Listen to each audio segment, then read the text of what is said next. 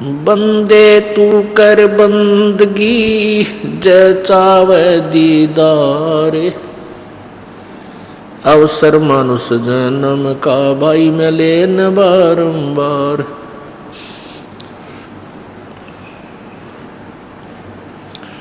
मानुष जन्म पाए करे नहीं रटे हरि नाम। जैसे कुआ जल बिना बनवाया क्या काम।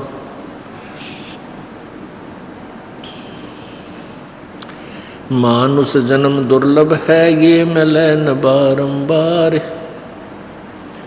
जैसे तरवर से पत्ता टूट गिरे वो बौर न लगता डर। साथी हमारे चले गए, साथी हमारे चले गए, हम भी चालन हारे। कोई कागज में बाकी रह रही तात लगी है वार। पतझड़ आवत देख कर बन रोवे मन माही। वो ऊंची टेनी पात थे अब पीले हो जाही। पात झड़नता यूं कहे सुन भई तरवर राय। अब के बिछड़े नहीं मिले न जाने कहाँ गिरांगे जाए।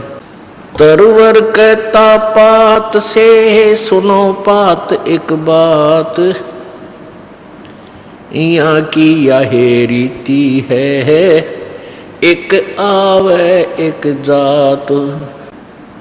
कबीर झूठे सुख को सुख कहे ये मान रहा मन मोद।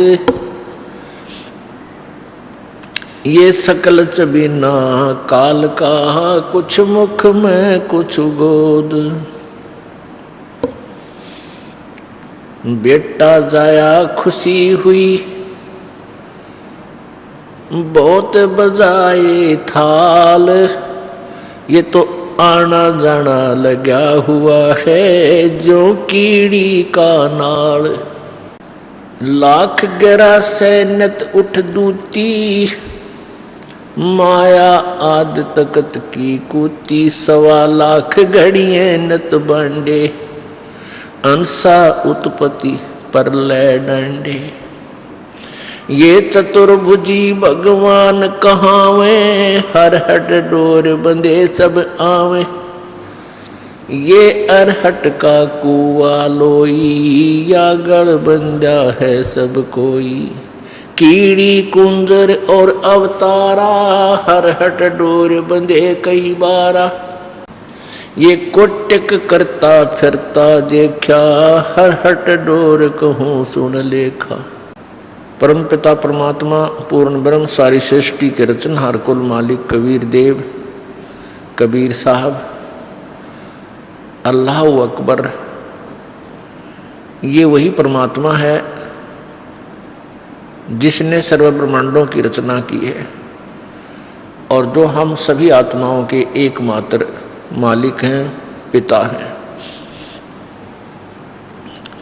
ये वही परमात्मा बनारस में भारतवर्ष की पवित्र भूमि पर काशी शहर के लहर तारा तालाब में विकसित कमल के फूल पर एक नवजात शिशु का रूप धारण करके प्रकट हुए। ये परमात्मा सन 1398 विक्रमी संवत 1455 ज्येष्ठ सुदी पूर्णमासी को अपने निज धाम सतलोक रतधाम वहां से चलकर आए और बनारस में काशी में एक लहर तारा तालाब के अंदर विकसित कमल के फूल पर नवजात शिशु के रूप में प्रकट हुए। परमेश्वर ने अपनी अमृतवाणी में अपने उस सूक्ष्म वेद में हमें ये ज्ञान दिया है कि तुम यहाँ के निवासी नहीं हो, तुम गलत स्थान पर आकर के फंस बैठे हो। और काल भगवान ने, इस ब्रह्म भगवान ने आपको यथार्थ ज्ञान से वंचित रखा हुआ है। ना किसी विद्वान को पता, ना मैं ऋषि को ज्ञान कि ये अभी तक ये आत्म ज्ञान से भी क्लियर कंसेप्ट क्लियर नहीं कर पाए हैं, आत्म ज्ञान के ऊपर ही उलझे हुए हैं। आत्म ज्ञान क्या होता है?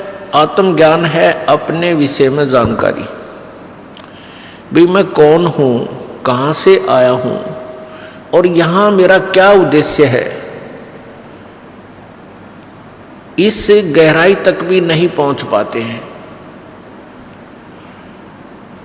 जैसे अब आप मनुष्य शरीर में जन्मे हो, इसमें कितनी आपदाओं को आप झेलते हुए अपने जीवन रूपी सफर में यात्रा कर रहे हो।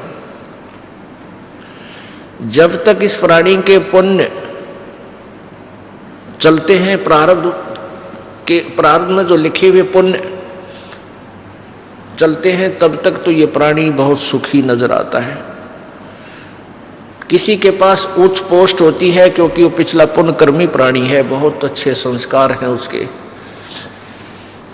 वो पिछले जन्मों में की हुई बैटरी चार्ज आज बगैर चार्जर के भी वो काम कर रही है, क्योंकि वो पहले संग्रह कर चुकी है एनर्जी। उसके आधार से वो प्राणी वो बहुत सुखी भी है, अच्छी पोस्ट है या कोई अच्छी फैक्ट्री लगा रखी है, बच्चे भी नेक हैं, अच्छे एजुकेटेड हो गए, बढ़िया पोस्ट प्राप्त होगी, उनकी शादी भी, जैसे हम जिनको उच्च घर मानते हैं माया के धनवंतों को, उनमें अच्छे घरों में उनकी शादी भी होगी, ब्याह हो गया। ये उन सभी बच्चों के पूर्व जन्म के पुण्य हैं और उस प्राणी के जिसके वो बच्चे हैं। तो उस समय वो प्राणी जो सुख महसूस करता है, इस झूठे सुख को ही सुख मान रहा है, वो सोचता है कि जो पूजाएं मैं करता हूं, तब तक वो ये सोचता रहता है कि जो साधनाएं हम परंपरागत करते हैं, जैसे ये दास पहले हनुमान जी का पुजारी था, बाबा श्याम जी का पुजारी था, भगवान श्री कृष्ण, भगवान विष्णु, भगवान श्री राम, भगवान शंकर जी और बाकी ये दुर्गा माता, दोनों सभी देवता सुप्रसिद्ध सा नजर आ था, उसी के हम पुजारी थे। और कोई भी घर में सुख होता था, संतान उत्पत्ति है, फिर नौकरी प्राप्ति, दो पैसे, कोई मकान प्लाट बनाना, तो ये सब सुविधाएं हमें मिली, तो ये सोचा करते कि हमारे जो ये भगवान हैं, हम इनकी जो पूजा करते हैं, इससे हमें ये लाभ दे रहे हैं। तो ये हमारी भूल थी। तत्व ज्ञान के बिना, तत्व ज्ञानहीनता के कारण हम ऐसे विचार रखते थे। और फिर साथ में ये भी कहते थे, कोई व्यक्ति दुखी दिखाई देता था, आम व्यक्ति कहता था भाई तेरे कोई पिछले जन्म में तूने पाप कर रखे, और कोई सुखी नजर आता था तो उसको अन्य व्यक्ति कहते थे भाई घने बढ़िया कर्म करके आ रहा है यो, इसको इसके ठाठ हो गए। यानी वो पिछले जन्म पुण्य और पाप आज वो अपना रंग दिखा रहे हैं।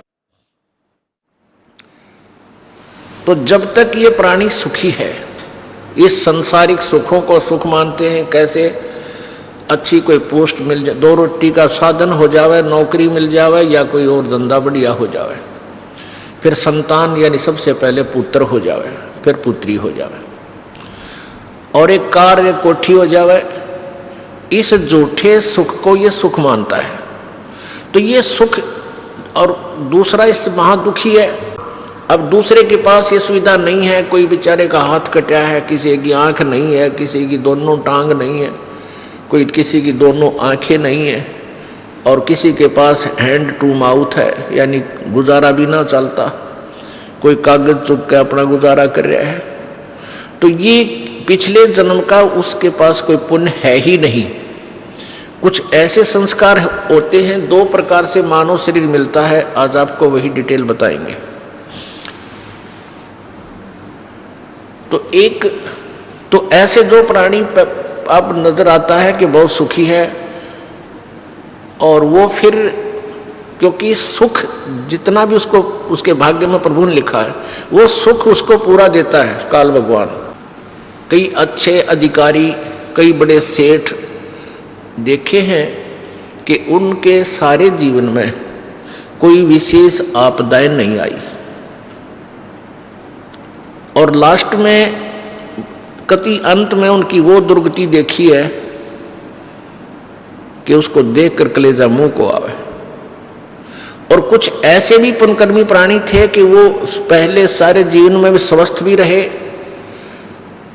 और उनके संतान भी अच्छी रही, ठीक रही, और मृत्यु अंतिम श्वास भी अचानक हार्ट अटैक से वो चले गए, यानी बुढ़ापे के कोल्लू में नहीं पिड़े। तो यहाँ जो तत्व ज्ञानहीन प्राणी जो भक्ति से दूर हैं वो क्या कहते हैं कि भाई वो भक्ति करता था, वो तो भुगत कर मरा, और देख युक्ति भक्ति नहीं करता था और अचानक किसी सुथरी मौत आई, बहुत बढ़िया मृत्यु आई इसकी। तो पुण्यात्माओं, ये दंत कथा है, लोक वेद है, किंवदंतियां हैं ये सारी। जिस व्यक्ति ने कभी साधना कैसी ही नहीं की और ठीक है बुरे काम भी नहीं करे, वो पिछले जन्म का अच्छा संस्कारी प्राणी था और पिछले पुण्य कर्मों के से उसका स्वभाव भी अच्छा था।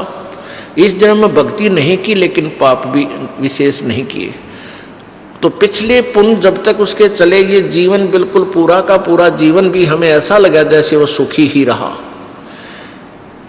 अब वो बैटरी उसकी डिस्चार्ज होगी, अगले जन्म में हो सकता है कोई जन्म मनुष्य का उसका शेष रह रहा हो, वो भी मिल सकता है ऐसे प्राणी को। और फिर अगले जीवन में, क्योंकि ये रेट का कुआं है, नीचे भरो ऊपर खाली, नीचे भरो ऊपर खाली, ये कौन अंत थोड़ा ही है इसका। तो फिर उसके ऊपर ना जाने कितना दुख आवेगा। तो ऐसे ही जो प्राणी हमें सुखी नजर आवा था और भक्ति भी करता था, जैसे भी परंपरागत साधनाएं, जैसे साल भर में 1-2 बार तो कहीं इष्ट धाम पर जाते हैं, मत्था टेक आते हैं, सारे बच्चा के तलक लगा देते हैं, सबकी धोक वहाँ लगवा लेते हैं। तो ऐसी साधनाओं को हम फाइनल मान चुके थे, या बहुत है। या कोई और अच्छी आत्मा थी, वो अपना को हनुमान चालीसा कर लेता था, हमारे जैसा कोई गीता जी का पाठ कर लेता था, शिव पुराण, विष्णु पुराण आदि इन ग्रंथों को पढ़ लेते थे। तो ऐसे हम अपनी एक जीवन शैली को निभा रहे थे और ये सोच रहे थे कि हम कुछ तो कर ही रहे हैं। अगर आप ये वीडियो YouTube पर देख रहे हैं तो हमारे चैनल को सब्सक्राइब करें और बेल आइकन को दबाना ना भूलें। अगर आप Facebook पर ये वीडियो देख रहे हैं तो हमारे पेज को लाइक करें।